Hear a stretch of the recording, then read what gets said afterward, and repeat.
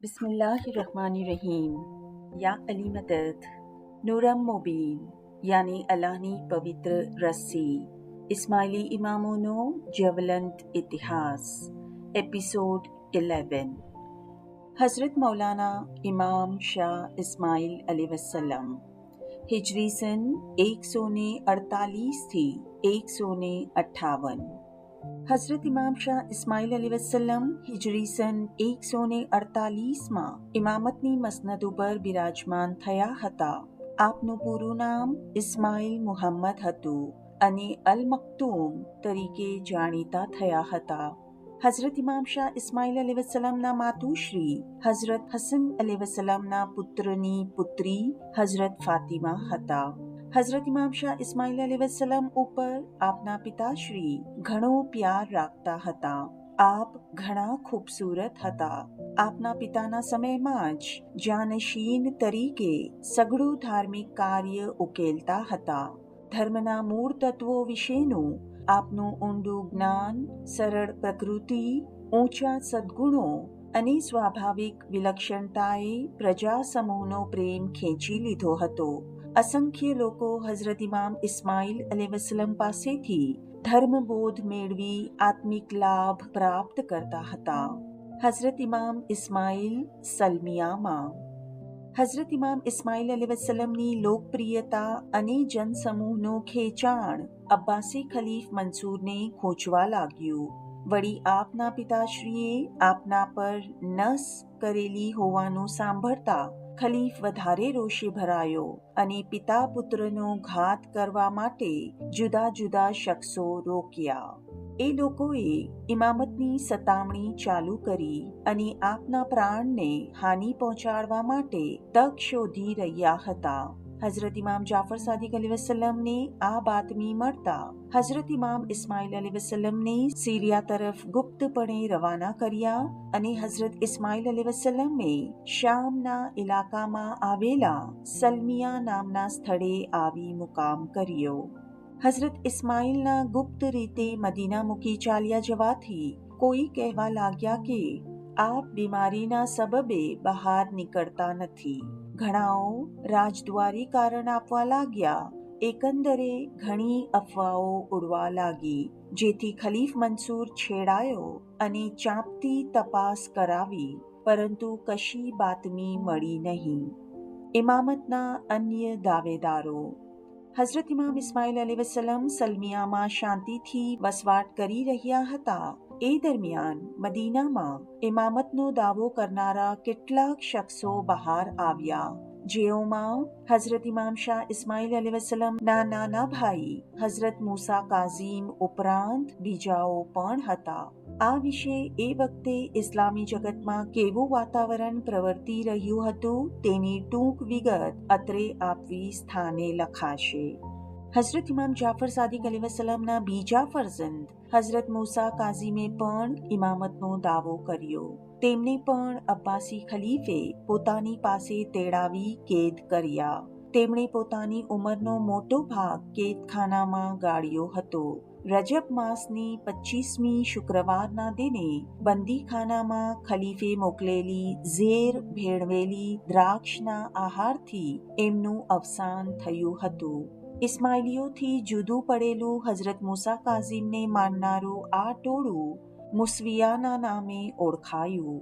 હઝરત મૂસા કાઝીમ પછીના વંશજ હઝરત અલી રઝા, હઝરત મુહમ્મદ તકી, હઝરત અલી નકી, હઝરત હસન અસ્કરી અને હઝરત મહેદી સુધી આવીને એ સિલસિલાની સમાપ્તિ થઈ। હઝરત મૂસા કાઝીમ પછી થયેલા ફિરકા હઝરત મૂસા કાઝીમના અવસાન પછી એમના અનુયાયીઓમાં બે પક્ષ પડી ગયા। એમાંના એકનું નામ મૈતુરિયા અને બીજાનું નામ વાકેફિયા હતું। મૈતુરિયા ફિરકાવાળાઓ હઝરત મૂસા કાઝીમની વફાત પામવાની વાત માનતા ન હતા। વાકેફિયા ફિરકાવાળાઓ તેમને હયાત માનતા હતા અને સૃષ્ટિ પાપથી ભરાઈ ગયા પછી તેઓ પાછા ઝહૂર કરશે એવી માન્યતા ધરાવતા હતા। મુસવિયા ફિરકાના આ બે પક્ષ ઉપરાંત અક્તાઈયા નામનો એક પક્ષ હતો। હઝરત મુસા કાઝીમ અવસાન પામ્યા છે એ વાત આ લોકો માનતા હતા. વધુમાં તેમના ફરજંદ હઝરત અલી મુસા રઝાનો તેમના પિતા પછી આ ફિરકાવાળાઓએ ઇમામ તરીકે સ્વીકાર કર્યો. આ ફિરકાનો સિલસિલો હઝરત મહેદી સુધી આવીને પોતાના આગલા એક ફિરકા વાકેફિયાની માન્યતા અનુસાર તેઓ હઝરત મહેદીને સામરા નામની ગારમાં જીવતા ગેપવાનું માને છે. આવી રીતે આ ફિરકાના 12 ઇમામો થયા પછી તેનું નામ ઇસ્ના શરિયા પડી ગયું. હઝરત હસન અસ્કરી પછી થયેલા 11 ફિરકા. મોસમી બહાર માં દર્શાવ્યા પ્રમાણે આ ફિરકામાં બીજા પણ તળાવો પડ્યા હતા. અક્તાઈયા ફિરકો ઇસ્ના શરીયોના 11મા ઇમામ હઝરત હસન અસ્કરીના સમયમાં 11 ફિરકામાં વહેંચાઈ ગયો. અર્થાત અક્તાઈયા ફિરકામાં 11 તળા પડી ગયા. આ સઘળા ફિરકાઓની ઇમામ વિશેની માન્યતા સિવાયની અન્ય માન્યતાઓમાં ખાસ ફરક જોવામાં આવતો નથી. એમાંના એક ફિરકાની માન્યતા છે કે હઝરત હસન અસ્કરી વફાત પામ્યા નથી અને વફાત પામશે પણ નહીં. તેઓ જ આખર જમાનાના મહેદી અને કાયમ છે અને ધર્મમાં વર્ણવેલા મજકૂર લકબો ભોગવનાર એ જ નર છે.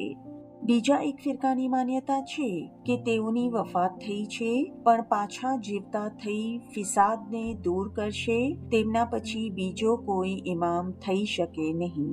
ત્રીજા ફિરકાની માન્યતા છે કે હઝરત હસન અસ્કરીની વફાત થઈ છે અને તેમના ભાઈ જાફર ઇમામ અને ગાદીવારસ છે. તવારીખમાં અને જાફર ફઝ્ઝાબ એટલે અસત્યવાદી જાફર તરીકે પણ વર્ણવવામાં આવ્યો છે.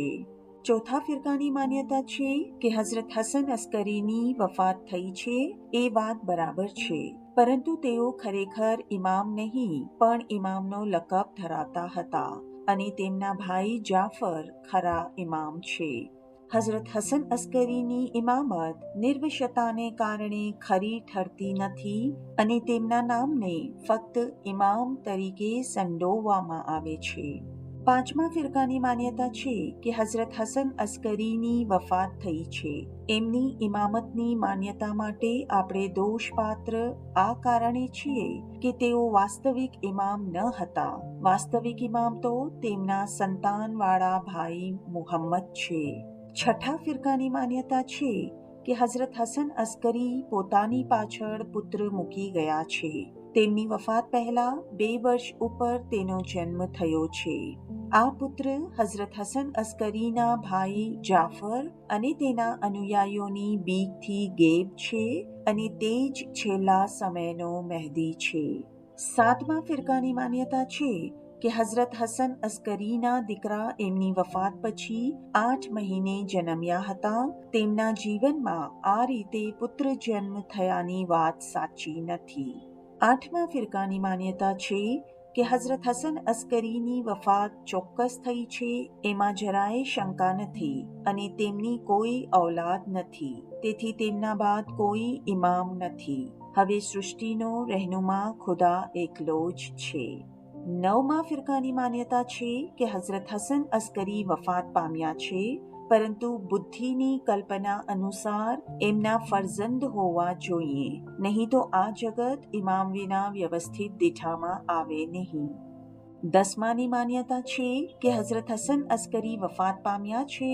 તેમના પછી એમના પુત્ર કે બીજી કોઈ વ્યક્તિ અવશ્ય ઇમામ હોવી જોઈએ, નહીંતર જગતનું તંત્ર સ્થિર રહી શકે નહીં.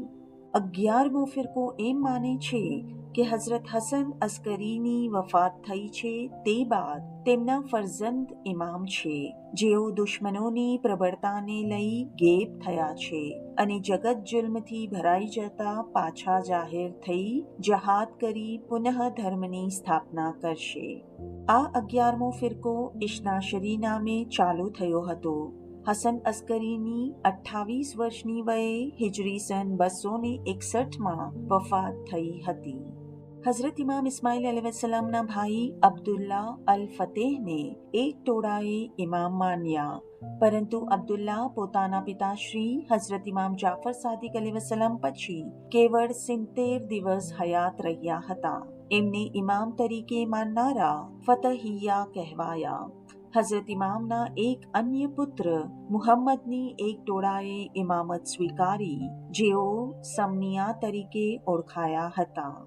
હઝરત ઇમામ ઇસ્માઇલ અલૈહિસ્સલામ મદીનામાંથી ખાનગી રીતે ચાલ્યા ગયા પછી એક ફિરકાએ ઇમામત અહીં જ ખત્મ થયેલી માની અને તેઓને મહેદી મઉદ તરીકે સમજી આપની ઇમામતને માનવા લાગ્યા અને તેઓએ પોતાને ઇસ્માઇલિયા તરીકે ઓળખ્યા. એમનું માનવું છે કે કયામત બરપા કરવા ફરીથી હઝરત ઇમામ ઇસ્માઇલ અલૈહિસ્સલામ દુનિયામાં પ્રગટ થશે. એ સબબે તે ફિરકાવાળા કાયમુલ કયામત તરીકે ઓળખાય છે. હઝરત ઇમામ જાફર સાદિક અલૈહિસ્સલામના સમય પછી કેટલાક આલિમો પણ ઇમામ તરીકે બહાર આવ્યા, જેમાં 4 મુખ્ય છે. અબુ હનીફા નોમાન બિન સાબિત, જેમને ટૂંકમાં ઇમામ અબુ હનીફા કહે છે, અહેમદ ઇબ્ને હંબલ, જેમને ઇમામ હંબલ, અને માલિક બિન અનસ, જેમને ઇમામ માલિક કહે છે. ચોથા અબુ અબ્દુલ્લા મોહમ્મદ બિન ઇદ્રીસ અશ-શાફી, જેઓ ઇમામ શાફઈ તરીકે ઓળખાય છે. આ પ્રમાણે જે 4 વિભાગ પડ્યા તેની ઇસ્લામી જગતમાં સંપ જળવાઈ રહે એ આશયથી ખલીફ હારૂન અલ રશીદે કબૂલ રાખ્યા. આ 4 ઇમામના નામે સુન્નત વલ જમાઅતના 4 મોટા સંપ્રદાયો હનફી, હંબલી, માલિકી અને શાફઈ નામે ઓળખાય છે. આવી સ્થિતિ વચ્ચે પણ ઇસ્માઇલી મઝહબ યમન, યમામા, બહેરેન, સિંધ, હિન્દ, મિસર, ઉત્તર આફ્રિકા સુધી ફેલાઈ ગયો હતો. જાણીતા ઇસ્માઇલી દાઈઓ સુફિયાની અને હલવાની એક જ વર્ષમાં મરણ પામ્યા હતા. તે પછી અબુ અબ્દુલ્લા સૂફીએ અને ઇબ્ને હૌશબે પ્રચાર કર્યો હતો.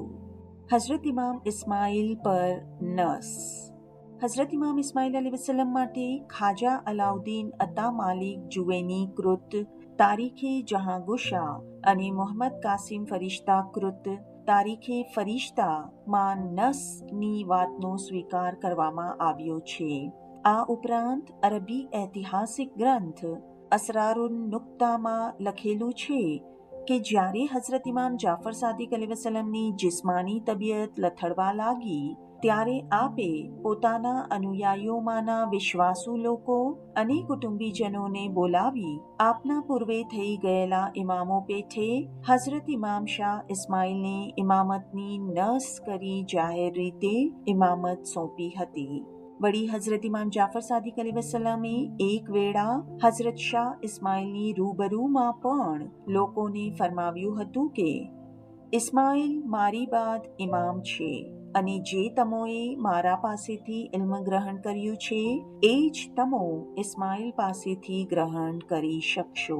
હઝરત ઇમામ જાફર સાદિક અલૈહિસ્સલામે હઝરત ઇમામ ઇસ્માઇલ પર ઇમામતની નસ કરી હોવાના સમાચાર ફાતિમી વંશના વિરોધી ખલીફ મંસૂરને મળતા તે હઝરત ઇમામ શાહ ઇસ્માઇલને પકડવા માટે જાસૂસો મોકલી કાવતરાઓ કરવા લાગ્યો.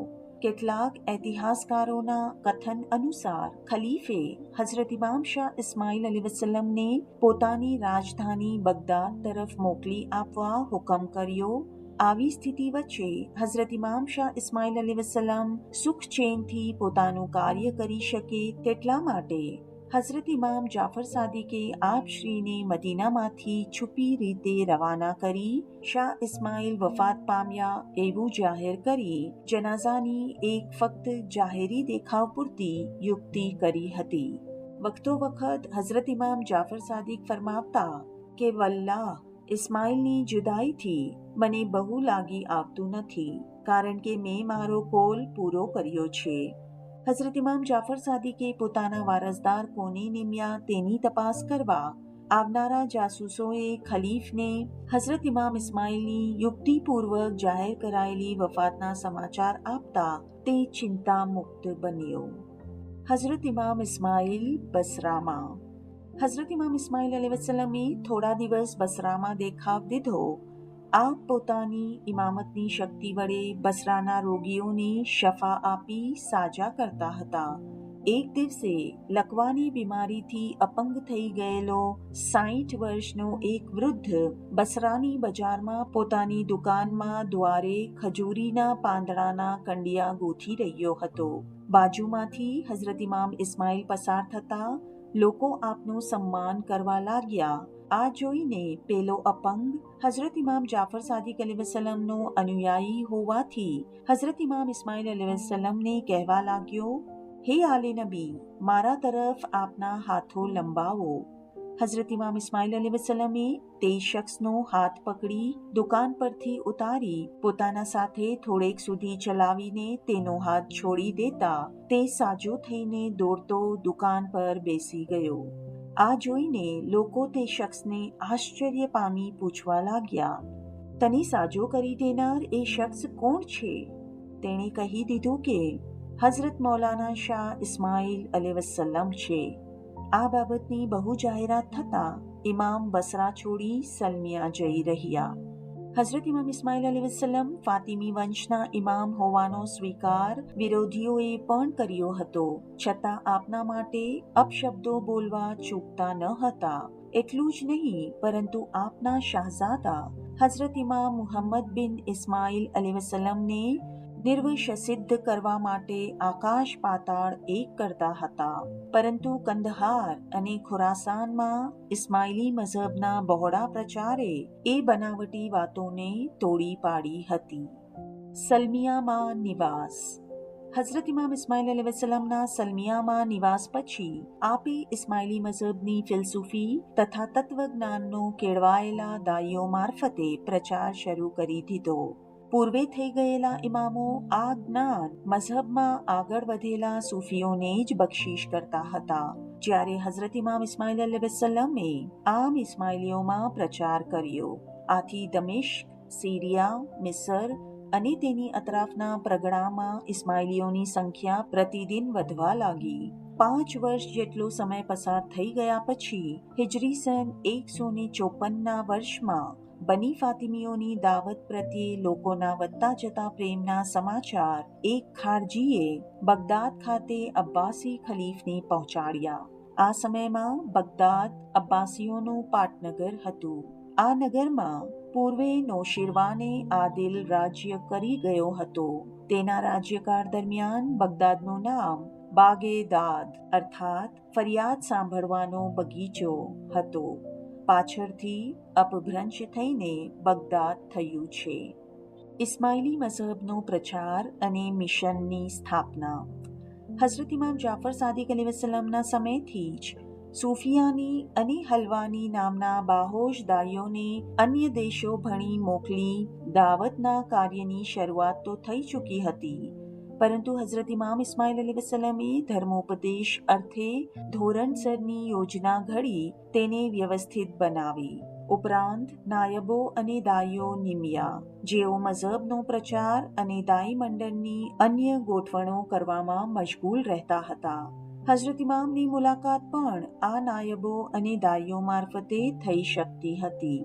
આ સમયે ધર્મના ઊંડા રહસ્યોનું શિક્ષણ આપવાની પણ ગોઠવણો કરવામાં આવતી હતી. આથી મુરીદો પોતાની આત્મિક શક્તિની ખીલવણીની સાથે સાથે પોતાના જ્ઞાનમાં પણ વધારો કરી શકતા હતા. એટલું જ નહીં, પણ થોડા સમયમાં આવા ઉચ્ચ શિક્ષણથી તેઓ કાબેલ દાઈ તરીકે બહાર પડી શકતા હતા.